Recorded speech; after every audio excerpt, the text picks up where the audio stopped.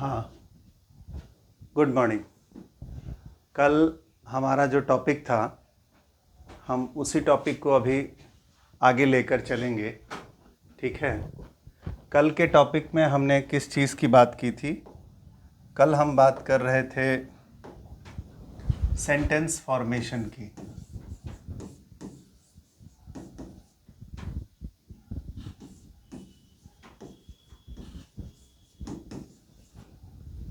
कल हम बात किसकी कर रहे थे? सेंटेंस फॉर्मेशन की। ठीक है ना। सेंटेंस फॉर्मेशन में हमने बहुत सारी बातों को कल जाना था। आज हम जाने कि इंग्लिश के सेंटेंस का मास्टर स्ट्रक्चर,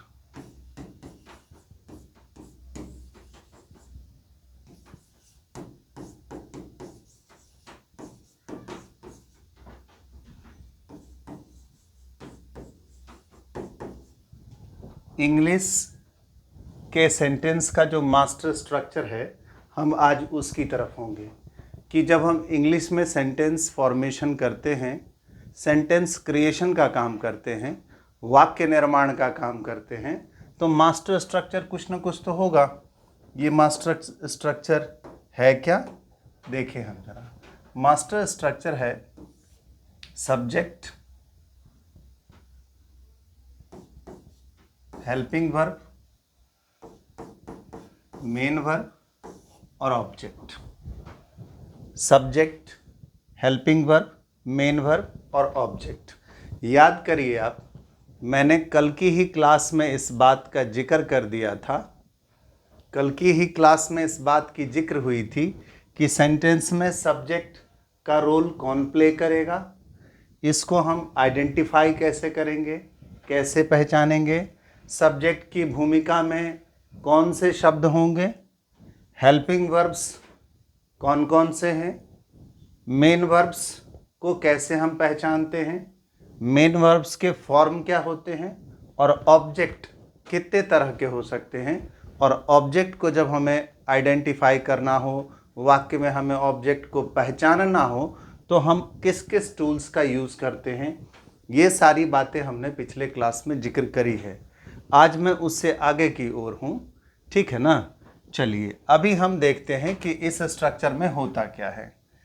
सेंटेंस के टाइप्स होते हैं बाबू मेरे, सेंटेंस के टाइप्स हैं।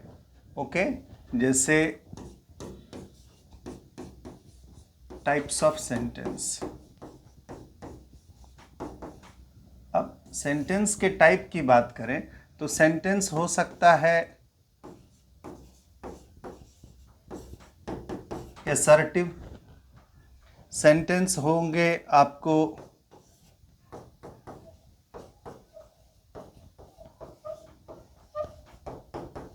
इंटेरोगेटिव सेंटेंस के हमने टाइप्स बताए, सेंटेंस असर्टिव और इंटेरोगेटिव। अब इनके टाइप्स को थोड़ा समझना ज़रूरी है ताकि हम मास्टर स्ट्रक्चर की तरफ आपको लेके चलें, उसको समझाएं।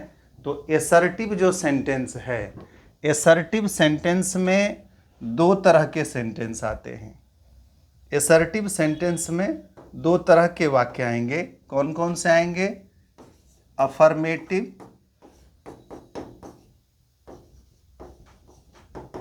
अफर्मेटिव, और कौन सा आएगा? एक और आएगा नेगेटिव। अफर्मेटिव और नेगेटिव। उसके बाद इंटरोगेटिव सेंटेंस में दो सेंटेंस आ सकते हैं। एक है यस नो क्वेश्चन और एक है WH क्वेश्चन। अब ये सब है क्या, इस पर थोड़ा डिटेल से हम और आगे चल के जिक्र करेंगे। फिलहाल मैंने आपको बताया types of sentences. Assertive sentence, assertive sentence में अफर्मेटिव सेंटेंस और नेगेटिव सेंटेंस। इंटरोगेटिव सेंटेंस में यस नो क्वेश्चन और WH क्वेश्चन। अब हम थोड़ा इस स्ट्रक्चर की तरफ आएँ। इस स्ट्रक्चर की तरफ आएँ, इसमें हमने देखना है कि आखिर है क्या। हेल्पिंग वर्ब, आपको याद है कि हमने कल किस किस हेल्पिंग वर्ब की जिक्र की थी? ठीक है ना। अभी होता क्या है बाबू, वो देखो कि सब्जेक्ट निर्धारण करेगा कि हेल्पिंग वर्ब क्या होगा। हेल्पिंग वर्ब का डिसीजन किसको करना है? मास्टर स्ट्रक्चर जो है अंग्रेजी के वाक्य का, अंग्रेजी के सेंटेंस का जो ये मास्टर स्ट्रक्चर है, इस मास्टर स्ट्रक्चर में हमको किन किन बातों का ध्यान रखना है कि सब्जेक्ट जो है ना वो हेल्पिंग वर्ब का निर्धारण करता है। हेल्पिंग वर्ब कौन सा यहाँ आकर के बैठेगा, इसका डिसीजन किसको करना है? सब्जेक्ट को। कैसे? तो वो भी देखते हैं। अगर यहाँ आई है तो यहाँ एम है। आपको याद है ना मैंने कितने हेल्पिंग वर्ब का जिक्र किया था? थोड़ा सा फिर यहाँ लिखूँ मैं। हेल्पिंग वर्ब में कौन सब थे भाई? Is, am, are, was, were. ठीक है। उसके बाद कौन थे? हैज, हैव और हैड। फिर कौन थे? डू, डच और डिड। यही सब हेल्पिंग वर्ब है ना। अब इन हेल्पिंग वर्ब्स में आप गौर करिए कि यहाँ आई है तो यहाँ एम है, यहाँ ही है तो यहाँ इज, यहाँ दे है तो यहाँ आर।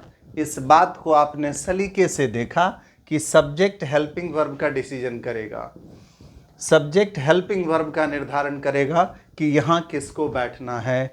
मैं थोड़ा जो कह रहा था उसको लिख के भी आपको दिखा दूं कि आई है तो एम चाहिए, ही है तो इज चाहिए, यू है तो आर चाहिए। आपने क्या देखा कि सबने अपने अपने जो है ना वो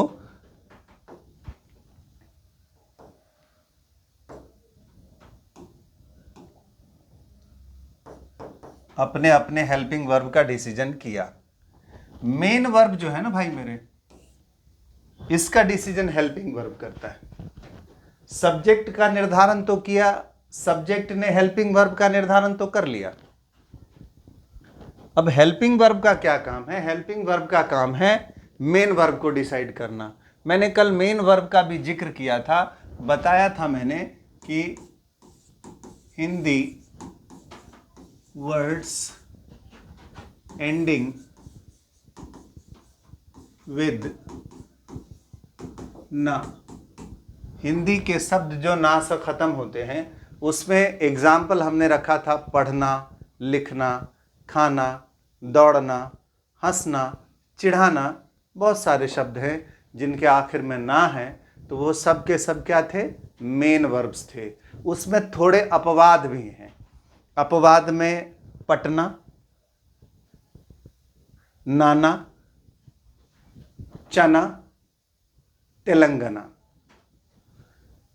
मेरे लिहाज से मुझे लगता है कि ये 4-5 अपवाद है। उसके एकाध कोई और तलाश ले। दुनिया के सारे शब्दों का मुझे ज्ञान नहीं, हिंदी के भी सारे शब्दों का मुझे ज्ञान नहीं है। मैंने कल आपको बताया था कि दुनिया में शब्द कितने हैं ये किसी को नहीं पता है। केवल शब्दों को उनके फंक्शंस के आधार पर हमने 8 समूहों में बांट के रखा है। ठीक है। तो हिंदी वर्ड्स एंडिंग विथ ना वो जो है वो मेन वर्ब हैं। अब बोलोगे आप कि सर आपने कहा कि सब्जेक्ट डिसाइड करेगा हेल्पिंग वर्ब क्या होगा और हेल्पिंग वर्ब डिसाइड करेगा कि मेन वर्ब क्या होगा, वो कैसे? तो उसको भी देखते हैं। वो कैसे, उसको हम देखते हैं। ये सब के सब हेल्पिंग वर्ब थे ना, ये अगर वाक्य में हैं तो V4 चाहिए। अगर यहां पर is, am, are, was, were, is, am, are, was, were में से कोई है तो यहां मेन वर्ब जो है ना वो अपने फोर्थ फॉर्म में होगा। फोर्थ फॉर्म है क्या? फोर्थ फॉर्म जो है ना वो फोर्थ फॉर्म जब आप V1 में ing को ऐड करते हो तो वो V4 हो जाता है। कैसे? जैसे प्ले है उसमें आपने ing लगा दिया तो ये वर्ब का चौथा फॉर्म है। ठीक है। तो is, am, are, was, were अगर है हेल्पिंग वर्ब की जगह पे तो मेन वर्ब का चौथा रूप इस्तेमाल होगा। वर्ब के फोर्थ फॉर्म, मेन वर्ब के फोर्थ फॉर्म वहाँ यूज होंगे। हैज, हैव, हैड यदि आपको दिख रहा है तो वहाँ वर्ब का तीसरा रूप जाना है। हैज, हैव, हैड अगर है हेल्पिंग वर्ब की जगह पे तो आगे आने वाला जो मेन वर्ब है वो वर्ब के थर्ड फॉर्म में होगा। अब वर्ब के थर्ड फॉर्म को लेके भी आपके मन में होगी कि सर वर्ब का थर्ड फॉर्म कौन सा हो सकता है। वर्ब के थर्ड फॉर्म के बहुत सारे अलग अलग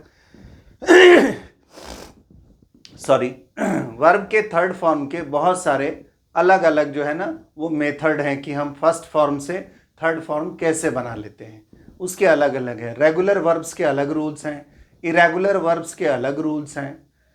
अभी उसमें से थोड़ा सा हम देखने की कोशिश करें कि जब आप वर्ब के फर्स्ट फॉर्म के साथ क्या लगाते हो, ईडी, या क्या लगाओ आप, एनई, या फिर क्या, ईएन, तो ऐसे में क्या होता है ना, वर्ब के थर्ड फॉर्म का निर्माण होता है। कैसे, तो देखता हूं ना, PLAYED, प्लेड, ठीक है। अच्छा, DONE, डन। उसके बाद आते हैं, नहीं, STOLEN, स्टॉलन। गौर करना मेरे भाई, गौर क्या करना आप वहां पर कि यहां पर देखो हमने ईडी लगाया, यहां देखो एनी लगाया, और यहां पर हमने ईएन लगा दिया। हम वर्ब के थर्ड फॉर्म का निर्माण कर रहे थे कि वर्ब का जो तीसरा रूप है, अधिकांश वर्ब में या तो ईडी लगता है, या एनी लगता है, या ईएन लगता है। ये बात मैं अधिकांश वर्ब के लिए कह रहा हूं, सभी वर्ब के लिए ऐसा नहीं कह रहा। ऐसे कई वर्ब्स हैं जिनके आपको सेकेंड और थर्ड फॉर्म को याद करके रखना होगा, उसको आपको रट करके चलना होगा कि जब किसी भी वाक्य में हेल्पिंग वर्ब की जगह पर हैज, हैव, हैड लिखा हो तो उसके आगे आने वाला जो मेन वर्ब है वो थर्ड फॉर्म में होगा। किस फॉर्म में होगा, थर्ड फॉर्म में होगा। अब बच गया कौन, डू, डज, डिड। कौन बचा, do, does, did. Do, does, did अगर लिखा है हेल्पिंग वर्ब की जगह पर तो यहां V1 चाहिए। कौन चाहिए, V1 चाहिए। अब थोड़ा एक बार फिर से हमने बोर्ड पे जितनी बातें लिखी उसको हम रिवाइज करें। हमने कहा कि अंग्रेजी में जो है वो सेंटेंस का मास्टर स्ट्रक्चर क्या है, subject, helping verb, main verb और object. Subject, helping verb, main verb और ऑब्जेक्ट। इसके बाद मैंने कहा कि सब्जेक्ट निर्धारण करता है हेल्पिंग वर्ब उसके बगल में कौन बैठेगा। सब्जेक्ट इस बात को डिसाइड करेगा कि उसके बगल में हेल्पिंग वर्ब कौन बैठेगा। इसमें मैंने एग्जाम्पल भी दिया कि अगर यहाँ आई है तो यहाँ एम चाहिए, यहाँ ही है तो यहाँ इज चाहिए, यहाँ यू है तो फिर यहाँ आर आकर के बैठेगा। और हेल्पिंग वर्ब क्या करेगा ना, वो मेन वर्ब को डिसाइड करता है। हेल्पिंग वर्ब यदि is, am, are, was, were है, is, am, are, was, were है तो मेन वर्ब अपने चौथे रूप में है। चौथा रूप कैसे बनता है, जब हम V1 में क्या जोड़ते हैं, ING। V1 में ING जोड़ने पर क्या बन गया, V4। हमने एक एग्जाम्पल भी लिया कि प्ले, PLAY, वह क्या है, खेलना। उसका वह रूट फॉर्म है, उसका बेस फॉर्म है, पहला रूप है वर्ब का, उसमें हमने ING को इंक्लूड कर दिया तो वो क्या हो गया, वर्ब का चौथा फॉर्म, नहीं, वर्ब का फोर्थ फॉर्म है, चौथा रूप है। उसके बाद आप आ जाओ, फिर हमने कहा कि अगर हेल्पिंग वर्ब की जगह पर हैज, हैव, हैड है, हैज, हैव, हैड है तो उसके बाद मेन वर्ब को किस फॉर्म में होना है, थर्ड फॉर्म में होना है। डू, डज, डिड अगर हेल्पिंग वर्ब के जगह पर है तो मेन वर्ब फर्स्ट फॉर्म में होता है। इस मास्टर स्ट्रक्चर को थोड़ी और गहराई से समझने की जरूरत है, थोड़ा सा हम उस पर और ध्यान दें मास्टर स्ट्रक्चर की तरफ। अच्छा, पहले तो मुझे थोड़ा स्पेस क्रिएट करने दो आप, ठीक है। अब हमने स्पेस क्रिएट करना शुरू किया है, ओके।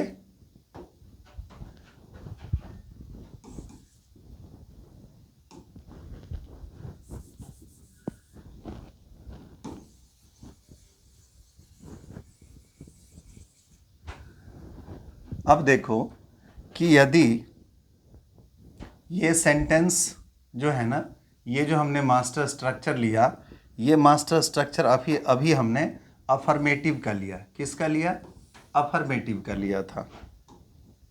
अब यदि मान लीजिए कि सेंटेंस जो आपका है वो क्या है, आपका जो सेंटेंस है वह एसर्टिव सेंटेंस का ये स्ट्रक्चर है आपके सामने। एसर्टिव सेंटेंस के अंतर्गत दो वाक्य आए, अफर्मेटिव भी और नेगेटिव भी, अफर्मेटिव भी और नेगेटिव भी। मैं इसी स्ट्रक्चर से नेगेटिव और अफर्मेटिव, ये तो अफर्मेटिव का स्ट्रक्चर पहले से है, हम थोड़ा नेगेटिव की तरफ आवे कि नेगेटिव में क्या होगा, तो subject plus helping verb plus not plus main verb plus object. गौर फरमाना मेरे भाई, गौर क्या फरमाना, आप इस बात पर आप गौर करो कि जो नॉट आके बैठा है ना, ये बता रहा है कि सेंटेंस नेगेटिव है, और नेगेटिव सेंटेंस में नॉट को जगह कहाँ मिली, हेल्पिंग वर्ब और मेन वर्ब के बीच में। हेल्पिंग वर्ब और मेन वर्ब के बीच में नॉट आकर के बैठा है। देख लीजिए, नॉट का पोजीशन भी समझ लीजिए। कल हमने जिस बात की शुरुआत करी वो ये कहा कि सेंटेंस का फॉर्मेशन वर्ड्स के हेल्प से होता है। ग्रामर उसमें क्या हमको इंस्ट्रक्ट करता है, ग्रामर हमको इंस्ट्रक्ट करता है कि अंग्रेजी के सेंटेंस में, अंग्रेजी के वाक्य में किस शब्द की जगह कौन सी है, वर्ड का पोजीशन क्या होगा, ठीक है ना। हम बात कर रहे हैं वर्ड के ऑर्डर की, कि एक पूरे सेंटेंस में किस शब्द को कहाँ आकर के बैठना है। तो जब सेंटेंस अफर्मेटिव है तो पहले नंबर पे सब्जेक्ट आया, फिर दूसरे नंबर पे कौन आया, हेल्पिंग वर्ब, तीसरे नंबर पे कौन, मेन वर्ब, और चौथे पे कौन, ऑब्जेक्ट। लेकिन सेंटेंस जब नेगेटिव हुआ तो हेल्पिंग वर्ब और मेन वर्ब के बीच में आके कौन बैठ गया, नॉट। कौन बैठ गया, नॉट। यहाँ पर हमने आपको अफर्मेटिव और नेगेटिव जो असर्टिव के दो प्रकार हैं, उस दोनों के मास्टर स्ट्रक्चर्स की चर्चा की। अब हम इंटरोगेटिव की तरफ आते हैं। इंटरोगेटिव को समझने के लिए, इंटरोगेटिव सेंटेंस को समझने के लिए थोड़ा सा जो है सो आप मुझे और समय दीजिए, मैं आपको बताऊं। पहले मैं इसको यहाँ साफ करूं। इंटरोगेटिव सेंटेंस के मैंने दो टाइप्स लिखे। इंटरोगेटिव सेंटेंस के दो टाइप लिखे। एक टाइप क्या है, यस नो क्वेश्चन, दूसरा टाइप क्या है, WH क्वेश्चन। अब इसमें होता क्या है, होता क्या है कि मान लीजिए कि आपसे सवाल हुआ, क्या तुम पढ़ते हो, तो जवाब होगा यस या नो। क्या मां मंदिर जाती है, जवाब होगा यस या नो। कुछ सवाल ऐसे हैं जिसके जवाब हाँ या ना में होते हैं, यस या नो में होता है। वो सवाल यस नो की कैटेगरी में आकर के रुकते हैं। कुछ सवाल ऐसे भी हैं जिसके जवाब हाँ और ना में नहीं हैं। जैसे आपसे पूछूं कि तुम कैसे पढ़ते हो, तुम कब पढ़ते हो, तुम क्यों पढ़ते हो, मां कब मंदिर जाती है, पिताजी तुम्हें कैसे दुलार करते हैं। अगर इस सब तरह के प्रश्न हैं तो वह WH क्वेश्चन की कैटेगरी में जाते हैं। इंटरोगेटिव सेंटेंस के दो टाइप हैं, एक यस नो क्वेश्चन और एक WH क्वेश्चन। अब यस नो क्वेश्चन का स्ट्रक्चर कुछ और होगा। यस नो क्वेश्चन में क्या होता है ना कि हेल्पिंग वर्ब और सब्जेक्ट अपनी जगह बदल लेते हैं। हेल्पिंग वर्ब और सब्जेक्ट जो है ना वो अपनी जगह बदल रहे हैं। गौर करिए कि हेल्पिंग वर्ब यहां था, सब्जेक्ट यहां था। जब हम आए यस नो क्वेश्चन की तरफ तो सब्जेक्ट हेल्पिंग वर्ब की जगह पे चला गया और हेल्पिंग वर्ब सब्जेक्ट की जगह पे चला आया। मतलब दोनों ने आपस में अपनी अपनी जगह बदल ली। मेन वर्ब तो मेन है, वो अपनी ही जगह पे बैठा है, और ऑब्जेक्ट तो बेचारा सबसे आखिर में रहता है, वो वहीं है। हेल्पिंग वर्ब और सब्जेक्ट ने आपस में अपनी जगह को बदला। कब, जब सेंटेंस का टाइप क्या था, यस नो क्वेश्चन। अब यही यस नो क्वेश्चन अगर WH क्वेश्चन में कन्वर्ट होता तो क्या होता। आप इस यस नो क्वेश्चन के स्ट्रक्चर से पहले एक वर्ड केवल जोड़ते, WH word plus helping verb plus subject plus main verb plus object. देख लो आप कि सेंटेंस के फॉर्मेशन के इतने ही स्ट्रक्चर हैं। ऊपर वाले सेंटेंस के बारे में मैंने कहा कि ये मास्टर स्ट्रक्चर है और यह असर्टिव सेंटेंस है। असर्टिव में ये अफर्मेटिव का स्ट्रक्चर है। फिर उसके नीचे मैंने हेल्पिंग वर्ब और मेन वर्ब के बीच में नॉट को जगह दी तो यह नेगेटिव के स्ट्रक्चर में चला गया। उसके बाद हम इंटरोगेटिव सेंटेंस में आए। इंटरोगेटिव सेंटेंस में मैंने आपको कहा कि इसके दो प्रकार हैं, एक यस नो क्वेश्चन है। यस नो क्वेश्चन में हमने पहले हेल्पिंग वर्ब को जगह दी, फिर सब्जेक्ट को जगह दी। मतलब कि असर्टिव सेंटेंस, अफर्मेटिव सेंटेंस में जो स्ट्रक्चर था उस स्ट्रक्चर के हिसाब से हेल्पिंग वर्ब और सब्जेक्ट ने आपस में अपनी जगह बदल ली है। वो उसके जगह पर जाकर बैठ गया, ये इसके जगह पर आकर बैठाया। बाद बाकी सारी चीजें पहले की भांति थी। फिर एक और इंटेरोगेटिव सेंटेंस के प्रकार की चर्चा हुई, WH क्वेश्चन। आप गौर करिए कि ये जो स्ट्रक्चर है यस नो क्वेश्चन का, इसी स्ट्रक्चर को हमने यहां पर भी रिपीट किया है। नीचे में भी हम वही स्ट्रक्चर लेके आए हैं, यहां से यहां तक देखिए सेम स्ट्रक्चर है दोनों। Helping verb, subject subject, main verb, object object. Yes no question का स्ट्रक्चर जो है ना, उसके पीछे केवल हमने WH वर्ड को जोड़ा है, तो यह WH क्वेश्चन के मोड में चला गया। मैंने आपको एक मास्टर स्ट्रक्चर से अंग्रेजी के विभिन्न प्रकार के वाक्यों को बनाने का तरीका बताया कि आप देख लो इसमें कि एक subject, helping verb, main verb और ऑब्जेक्ट, जिसमें मैंने आपको बताया कि हेल्पिंग वर्ब डिसाइड करेगा कि मेन वर्ब क्या होगा। उसके बाद मैंने कहा कि हेल्पिंग वर्ब डिसाइड कर लेगा मेन वर्ब को, लेकिन हेल्पिंग वर्ब का डिसीजन सब्जेक्ट खुद से कर रहा है। अब मैं कुछ वाक्य सब आपको बना के बताता हूं। अब वाक्य जब मैं आपको बताऊंगा तो आपको पता चलेगा कि वो स्ट्रक्चर कितना हेल्पफुल है सेंटेंस के फॉर्मेशन में। आप थोड़ा देखते चलो, ठीक है ना। हम वाक्यों का निर्माण करके देखते हैं कि सामने बताए गए हुए स्ट्रक्चर्स जो हैं वो कितना हेल्पफुल होते हैं हमको सेंटेंस के फॉर्मेशन में। अब वाक्य की तरफ आए तो पहले थोड़ा आप इस चीज को देखिए कि सेंटेंस में ये जो सामने जो स्ट्रक्चर लिखा है, इसमें हर वाक्य में ये जरूरी नहीं है कि हेल्पिंग वर्ब हो। अंग्रेजी के कुछ वाक्य ऐसे भी हैं, इंग्लिश के कुछ सेंटेंस ऐसे भी हैं जिसमें हेल्पिंग वर्ब्स नहीं आते हैं। उन वाक्यों को देखते हैं। जैसे मैंने लिखा आई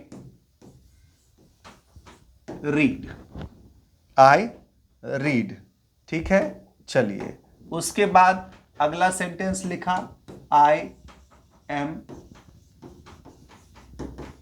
रीडिंग, ठीक है। चलिए, हमने दो वाक्य अभी लिख करके आपको बताया, ये बताने के लिए कि इस वाक्य में ये कौन है, सब्जेक्ट है, ये कौन है, मेन वर्ब है। इस वाक्य में ये कौन है, सब्जेक्ट है, ये कौन है, हेल्पिंग वर्ब है, ये कौन है, मेन वर्ब का फोर्थ फॉर्म है, मेन वर्ब का फोर्थ फॉर्म है। अब ये सेंटेंस हैं कैसे, ये अफर्मेटिव सेंटेंस हैं। ये कैसे सेंटेंस हैं, अफर्मेटिव सेंटेंस हैं। उसके बाद पहले वाक्य को आप देखिए कि पहले वाले वाक्य में हेल्पिंग वर्ब है ही नहीं, दूसरे वाले वाक्य में हेल्पिंग वर्ब है। अगर दूसरे वाले वाक्य का हमको नेगेटिव बनाना होता तो दूसरे वाक्य का नेगेटिव हम कैसे बनाते, हेल्पिंग वर्ब और मेन वर्ब के बीच में नॉट को डाल देते। आई एम नॉट रीडिंग, ये हेल्पिंग वर्ब पहले से पता था, हमने उसका नेगेटिव बनाने के लिए हेल्पिंग वर्ब और मेन वर्ब के बीच में नॉट को जगह दे दी।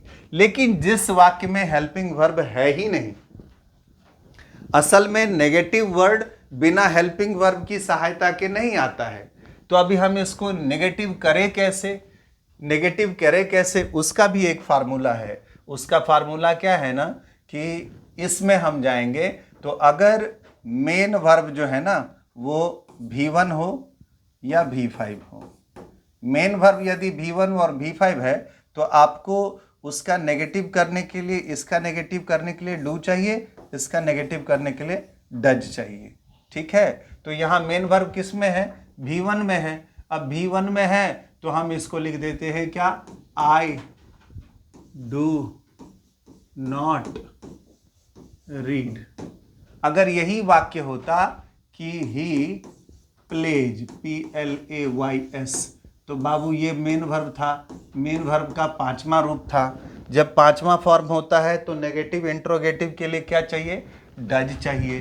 तो he does not read, he does not read. अब देखो हमने हेल्पिंग वर्ब डज को लिया किसकी वजह से, V5 की वजह से, और इधर रीड को लिया, बीच में नॉट को जगह दी। आपके मन में एक प्रश्न आएगा कि सर यहां तो प्लेज लिखा था, सॉरी हाँ मैं उसको रीड लिख गया हूं, इसको थोड़ा ठीक करूं, PLAY। आप कहोगे कि सर यहां तो प्लेज लिखा था, आपने प्ले लिखा। मैंने हाँ प्ले लिखा, मैंने इस फार्मूला को याद रखा कि सेंटेंस में यदि डू और डज है, सेंटेंस में यदि हेल्पिंग वर्ब के जगह पर डू और डज है तो मेन वर्ब को फर्स्ट फॉर्म में होना है।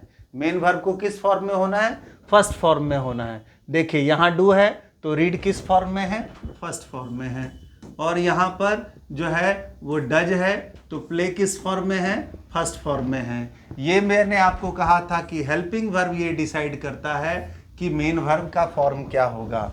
हेल्पिंग वर्ब्स डिसाइड करते हैं मेन वर्ब के फॉर्म क्या होंगे। ठीक है, अब यहाँ भी आप देख लो ना, यहाँ एम था तो V4। जब एम है तो एम के साथ मेन वर्ब किस रूप में है, V4 में है, ING में है। हमने ING लगाया था, हमने ING लगाया था। चलिए ये तो मैंने आपको एक नेगेटिव बना के दिखाया। दूसरा सेंटेंस मैं इसकी ओर चलूं, एक अफर्मेटिव और नेगेटिव। अगर इसी का हमको इंटरोगेटिव बनाना हो, इंटरोगेटिव यदि हमको बनाना हो इसका, तो हम इंटरोगेटिव कैसे बनाएंगे भाई। इंटरोगेटिव में हमें क्या कहा गया कि इंटरोगेटिव सेंटेंस में हेल्पिंग वर्ब और सब्जेक्ट अपनी जगह बदलेंगे। तो ठीक है, am I reading, am I reading. गौर करिए हेल्पिंग वर्ब कौन है, एम है, आई कौन है, सब्जेक्ट है, और ये कौन है, V4 है। हेल्पिंग वर्ब एम ने डिसाइड किया कि मेन वर्ब मेरे सेंटेंस में V4 में आएगा। ये एम डिसीजन कर रहा है, एम जहां होगा वहां मेन वर्ब क्या चाहिए, V4 चाहिए। अच्छा, आई तो सब्जेक्ट था। गौर करिए कि ये नेगेटिव सेंटेंस है, ये जो है वो affirmative sentence, affirmative sentence, negative sentence. Affirmative sentence और इंट्रोगेटिव सेंटेंस में फर्क क्या कि एम पहली जगह पर आके बैठा, आई दूसरी जगह पे गया। दोनों ने आपस में अपनी जगह बदल ली, दोनों में आपस में अपनी जगह क्या की, बदल ली। थोड़े आगे के वाक्यों के हम जो है वो आपको प्रकार बताएं, तरीका बताएं। हाँ, मैं जितने रूल्स और ट्रिक्स वगैरह बोर्ड पे लिखता हूँ ना, मैं कोशिश करता हूँ कि आपको उन रूल्स को समझाने की कोशिश करूँ, उन ट्रिक्स को समझाने की कोशिश करूँ कि क्या सच में वो ट्रिक्स हेल्पफुल हैं, क्या वो हर सेंटेंस में वो ट्रिक काम करेगा कि नहीं करेगा। अब थोड़ा सा हम आगे आते हैं। आपने देखा कि is, am, are, was, were जहाँ है वहाँ V4। हैज, हैव, हैड को देख लेते हैं। She has gone,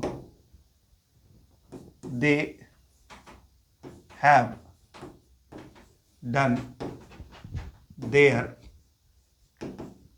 task. गौर करें, यहाँ हैव है तो यहाँ क्या है, V3। यहाँ हैज है तो यहाँ क्या है, V3। फॉर्मूला क्या था कि हैज, हैव, हैड अगर हेल्पिंग वर्ब की जगह पर है तो मेन वर्ब थर्ड फॉर्म में होगा। मेन वर्ब किस फॉर्म में होगा, थर्ड फॉर्म में होगा।